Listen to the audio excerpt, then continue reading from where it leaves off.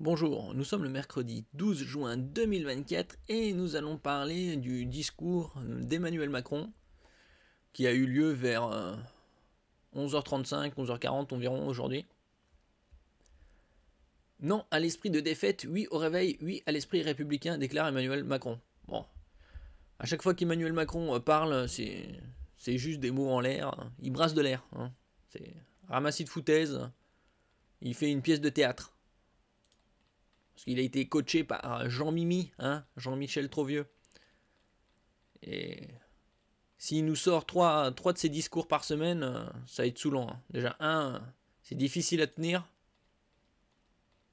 Alors s'il nous en balance 3, il va tout faire pour atteindre le niveau 0.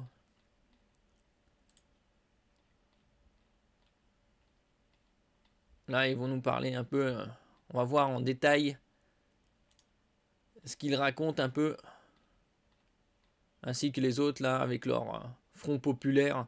Les gauchistes, c'est toujours pareil. Hein.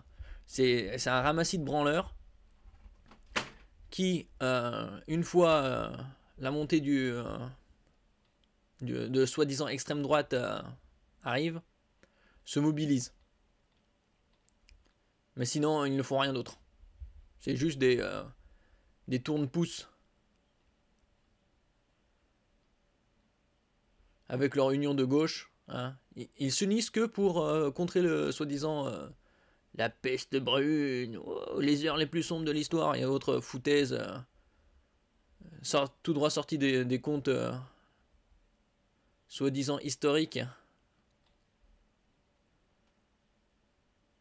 Ils se mettent aussi à une partie avec les LR cherche à vouloir se débarrasser de Ciotti, hein, Éric Ciotti. Il ne sera plus président des LR à 15h, affirme Agnès Evrin. Il ne sera plus président des LR à 15h. Je le dis puisqu'on va réunir un bureau politique. Ah, ça c'est terminé. Vous avez trouvé la solution pour le virer? Il va être destitué puisqu'Annie Johanneberg, qui est secrétaire générale, a convoqué un bureau politique exceptionnel pour le destituer et on en a parlé hier soir. Donc ça c'est officiel. Éric Ciotti à la tête de LR, c'est terminé tout à l'heure à 15h. C'est une annonce. Il n'a plus aucune légitimité. Mais vous ne pourrez pas destituer les électeurs. Légitimité pour être président et pour incarner la droite républicaine. De toute façon, même s'il destitue Éric Ciotti ou Ciotti, qu'est-ce que ça peut faire hein? Les électeurs, qui soient membres d'un groupe ou d'un autre, ils peuvent voter pour qui ils veulent. La pseudo-droite n'est ni plus ni moins qu'une gauche maquillée en bleu. Et par ailleurs, ce que vous dites est très important. Il est vrai que moi j'ai reçu pas mal de mails de militants qui disaient bravo pour la clarté des positions des LR. La seule chose, et c'est vrai, vous avez raison, parmi nos militants, il y en a plein qui ont peur d'un danger d'extrême gauche. Et c'est pour ça qu'ils disent... Mais évidemment qu'ils n'ont pas peur d'un danger de l'extrême gauche, puisque c'est des infiltrés. Hein, comme disait Lénine, la meilleure façon de contrôler l'opposition, c'est de l'être soi-même. C'est une pseudo-opposition.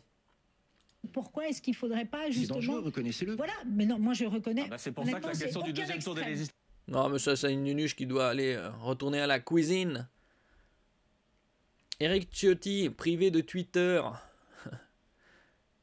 Les codes du compte X des Républicains auraient été modifiés pour empêcher le président du parti de communiquer sur le réseau social sous les couleurs LR. Ça, c'est la démocratie. Il y a des petites stats là. En France, 68 millions d'habitants environ, 47,5 millions d'inscrits sur les listes électorales, 25 millions de votants, donc à peine plus que la moitié, et le RN, 7,72 millions. Et il chipote parce que le RN fait des scores soi-disant élevés. C'est pas le problème que le RN fait des scores élevés. C'est surtout que tous ces gauchistes de merde qui n'arrêtent jamais de geindre font des scores élevés en abstention. Le seul moment où ils se mobilisent, c'est ah oui, il faut peut-être voter. On a entendu que le RN avait fait un score élevé. Non, les gauchistes n'apporteront rien à ce pays à part plus de merde, plus de dettes. C'est des tourne-pouces, ils sont contre-productifs et très destructeurs. Vous regardez là où il y a le gauchisme dans n'importe quel pays, il y a des dettes super élevées et des problèmes des problèmes sociaux et sociétaux. Bon, est-ce que le RN changera quoi que ce soit? Ce sera légèrement moins grave. Hein. C'est pas le parti qui compte, c'est toute la mobilisation de la population pour faire une meilleure société. J'ai confiance dans nos compatriotes, poursuit Emmanuel Macron. La réaction, c'est la peur de voir arriver le Rassemblement national, mais nous, notre responsabilité, c'est qu'ils n'y arrivent pas. Le seul but de leur existence, c'est juste d'empêcher que le RN accède à quelque pouvoir que ce soit. Et une fois que c'est fait, ah ben c'est bon, on vous a sauvé quand même. Et qu'est-ce qu'on fait d'autre? Ah ben on vous a sauvé, hein, ils font rien. Et c'est toujours pareil, alors, il n'y a qu'à regarder ces dernières décennies. Depuis 2002, et même avant, hein, ça a toujours été la même chose, depuis des décennies et des décennies. C'est gauche-droite, ils sont en mode tandem, et ils n'apportent rien, à part du marasme, et plus le temps passe, plus la situation s'aggrave. Depuis que ce neuneu là, Macron neuneu, est soi-disant président, la dette a augmenté de 50%. Il faut le faire, hein, passer de 2000 et quelques milliards à plus de 3000 milliards. Et le mandat n'est pas terminé. Donc est-ce qu'on va arriver à 4000 ou va-t-il réussir à doubler la dette en double mandat? Double mandat, doublement de la dette? Il faut combattre les idées, combattre les gens, il faut y aller. Ah oui, il faut combattre les idées, combattre les gens. Bah, comme il a combattu les gilets jaunes, hein, un coup de LBD en pleine tête.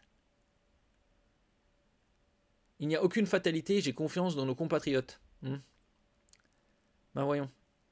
Si le jour d'après les extrêmes devaient gagner, je pense que la France en serait affaiblie.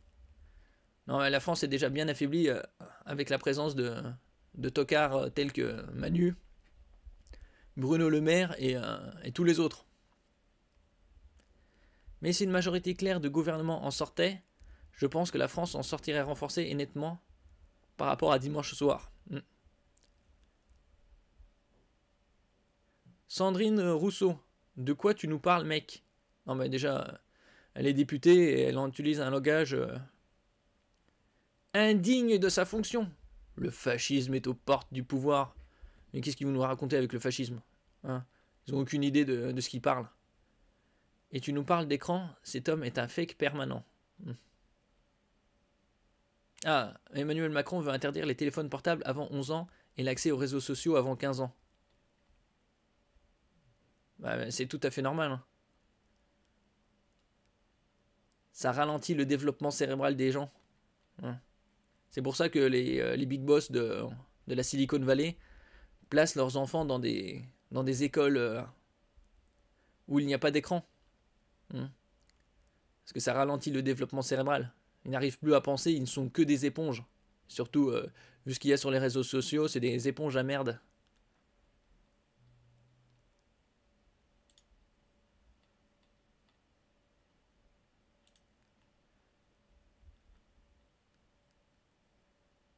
La réponse de l'héritier, le vrai, de Léon Blum. Léon Blum doit se retourner dans sa tombe. Alors, il en a une.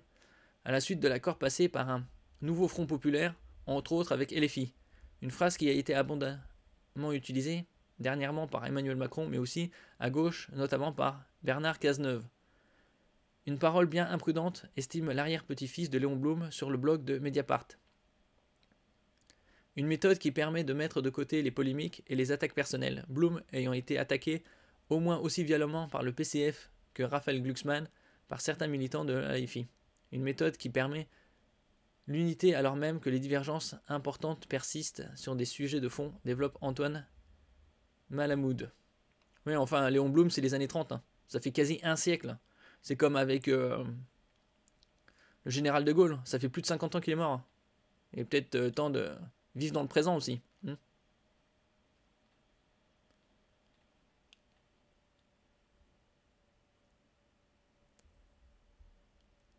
Emmanuel Macron n'a pas apporté une réponse suffisante aux inquiétudes, admet-il.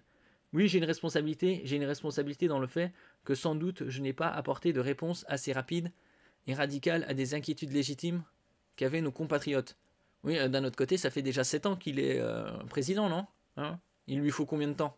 a affirmé le président de la République lors d'une conférence de presse. Il a reconnu avoir manqué de réponse au malaise qui existe dans la ruralité. Oui, un peu plus d'un an et demi, un peu moins d'un an et demi après sa prise de pouvoir en 2017. Il y a eu l'événement des Gilets jaunes et le carburant à plus d'1,50 €. C'est comme avec récemment les agriculteurs.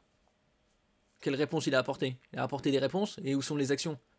Parce qu'apporter des réponses en parole, c'est une chose, les actions, c'est une autre. Tout le monde peut brasser de l'air. Au sentiment de perte de contrôle, de dépossession, aux peurs qui existent, au sentiment aussi de déclassement qu'il y a dans certains de nos quartiers. Sentiment de... Non, c'est pas un sentiment, c'est un réel fait. Puisque l'inflation, ces 2 dernières années, a été plus importante que les 30 années précédentes.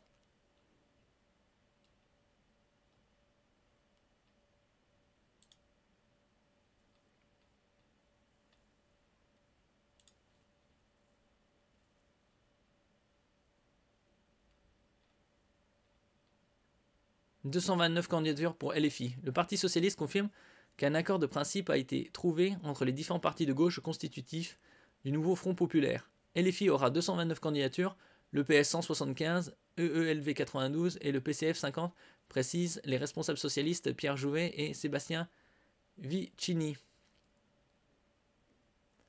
En précisant que le travail essentiel sur le programme est toujours en cours de discussion et qu'il n'y aura aucune concession sur nos valeurs. Oui, enfin, ils n'ont pas réalisé une alliance des gauchistes, là, en 2022, après les élections, pour amener où?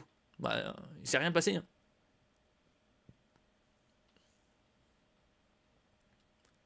Éric Ciotti entend beaucoup d'élucubrations sur la fermeture du siège LR. J'ai pris cette décision à la suite des menaces reçues et des désordres d'hier. Je dois garantir la sécurité du personnel. De surcroît, aucune réunion n'a jamais été prévue au siège cet après-midi.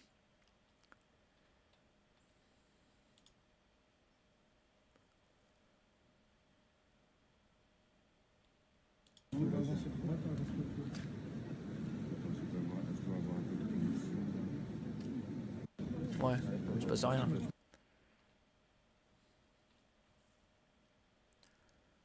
Bon, d'après certaines informations, Macron ferait 3 interventions par semaine jusqu'aux les élections du 30 juin. Rien que ça. On peut bien se demander qu'est-ce qu'il peut avoir à parler pour faire 3 speeches par semaine.